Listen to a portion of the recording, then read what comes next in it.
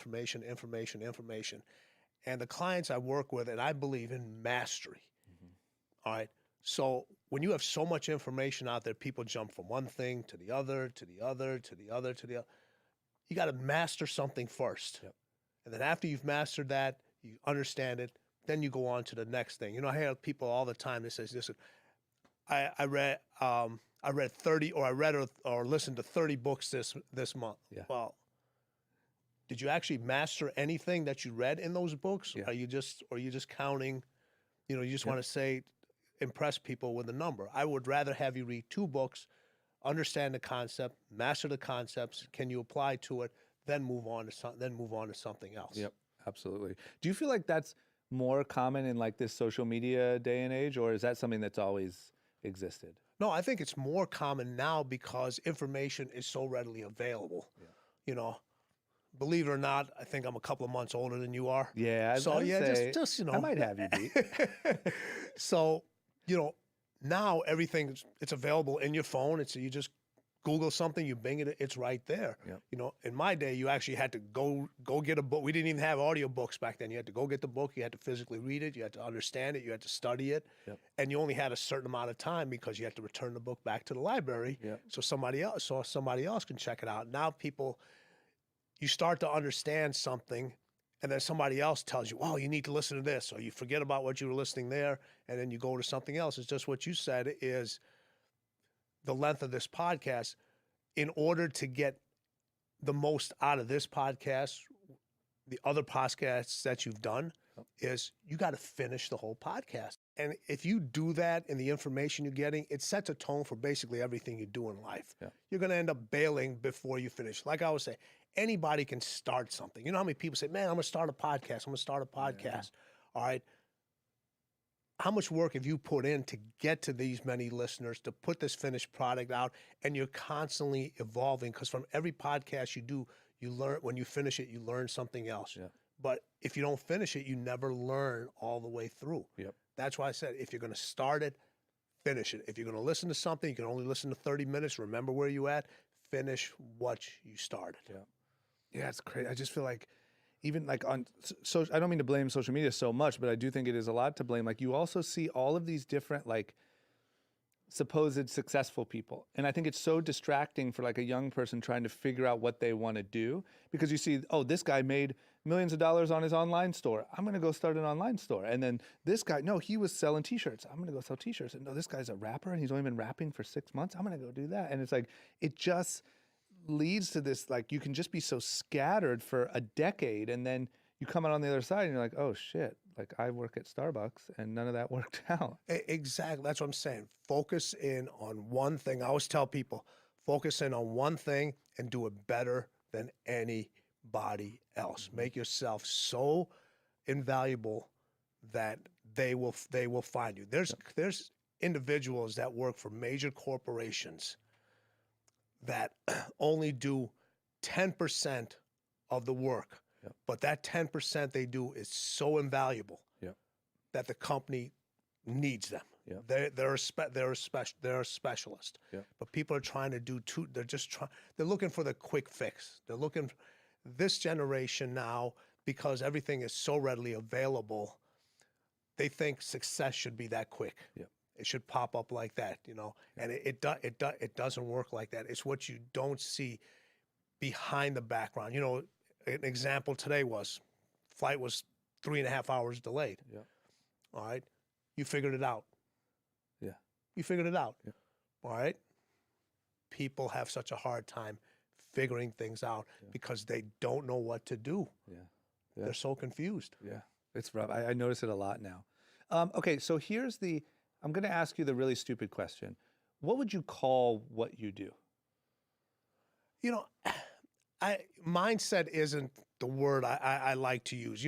For a lot of individuals that I deal with, it could simply be, I'm retrieving something that they lost. I deal with a lot of individuals that just feel like they lost their identity, or they've lost that desire to keep going. They don't know who they are. Yeah. So we sit down with those people and we figure it out and say, hey, listen, let's figure what's going on, what's going on in your personal life, what's going on in your what's going on in your business circle, what's going on in your athletic endeavors that's not allowing you to perform at the level you should be performing at. Yep. It's just like a baseball player. If a baseball player has been hitting a baseball since he's been 4 years old, all of a sudden when they get to the major leagues, you don't forget all of a sudden how to hit a baseball. Yeah.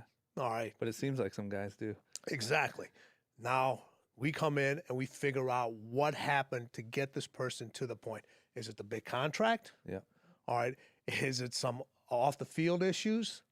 You know, is it too much partying? Is it drugs? Is it alcohol? What is it? Yeah. What is it? Is it the people that you're hanging around? You know, because it's funny, as you become more successful or you're trying to become more successful, everybody says yes, yes, yes, when actually you should be saying no, no, no. Yeah. Yeah, they don't teach you that. They don't teach you. No, they don't teach you. You know, yes has 3 letters. No has 2 letters. Anything that has 2 letters should be easier to say than 3 letters. You would think so. you would think so. Okay, but it's the same thing. It's just like people have such a hard time letting go. It's so easy to hold on to things. Yeah. You know, and you lose yourself when you continue to hold on to things, because now you're no longer who you're supposed to be. You have so many things that you're holding on that don't belong to you, that actually belong to everybody else around you. You forget your own identity. Yeah. And if you just learn to say no to people, and no does not need an explanation. People always, when they say no, they feel like they have to explain to somebody Yeah. why they said no. Yeah. Or somebody will ask them and say, you know, well, what do you mean no? No is no. Mm-hmm. That's it. Yeah, it's so interesting. Okay, and then my other question is it mostly athletes, or now has it become business people, or like who are the types of people calling you now? Listen, we still deal with tons of athletes. We deal with business individuals, Yep. strong corporations, you know, entrepreneurs that are getting started, who already have successful business, who are looking to change directions, or just feel like that fire is no longer where it should be. Yeah. And one of the issues is we teach individuals, you can't wait on somebody else to light your fire. Yeah. You have to figure out a way to keep it lit yourself. Yeah. And that's what a lot of individuals don't know how to do, because they're looking for somebody else to motivate them. You know, that's why they're looking at all these different posts on Instagram and Facebook and listening to this motivational talker and this person and Yeah. so forth. It all comes back down to you. Yeah. You got to hold yourself accountable. Yeah. Your desire to have something and the accountability to yourself has to be greater than anybody else's accountability out there. Yeah. You know, if somebody else wants it more than you do, then it's never going to happen. Yeah. It's never going to happen. Somebody's got to constantly be pushing you and so forth. I can understand they give you a little nudge and so, but the greatest individuals I've met and I've worked with, they hold themselves more accountable than any other individual. Yeah. So I want to ask you too, like, because what you do is, at least to me, it seems really unique. In your world, maybe you're around people like you. Kind of in my world, it's like, man, how do you even become this? I mean, I think you talk about it in the book. One of your most famous clients was Michael Jordan. Yes. In the middle of Michael Jordan being Michael Jordan. Mm-hmm. You saw all that behind the scenes, what was really going on, how that version of Michael Jordan became that version of Michael Jordan. Mm. But my question is, how do you even get to that role? So to start, where'd you grow up? What were you doing as a kid? Were you an athlete? Yeah, I grew up in Chicago. I grew up in Chicago, Illinois. I played college basketball over there. Yeah. Like every other kid, I'm gonna go pro. I blew out my knee. Even before I blew out my knee, I wasn't going pro. So it didn't. I'm not gonna give you all this. Oh, if I didn't hurt myself, Yeah. I'd have had my jersey retired. No, it's not. No. But when I got hurt, it allowed me to focus on other things. It was like, okay, yeah, you know what? You're never going to make any money playing basketball. You should have figured this out a while back. Yeah. But when the injury went down, I really knew I wasn't going to make any money. Yeah. But I still wanted to be involved in sports somehow. So I said, okay, how can I still be involved with professional athletes and not be a player? Well, what if I deal with their physical and mental conditioning? I mean, it's kind of similar to what you started out. You was like, hey, I wanted to be a professional skateboarder. Yep. All right. And it didn't work out for you, but you took that desire, you took that energy, you took that passion, put action behind it, came up with a Young and Reckless. Yep. Yeah. Yep. All right. Which really kept you in the skateboarding industry. Yep. Allowed you to do, hey, listen, I may not no longer be able to get on the board, but I'm still prevalent in this business. I'm actually more prevalent now and have more longevity over the years than actually if I was I was doing a thing. For sure. So, one of the things we talked about is you don't recognize failure. There's more than one way to get things done. Yeah.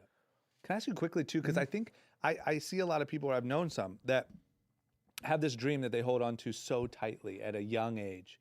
And when something does go wrong,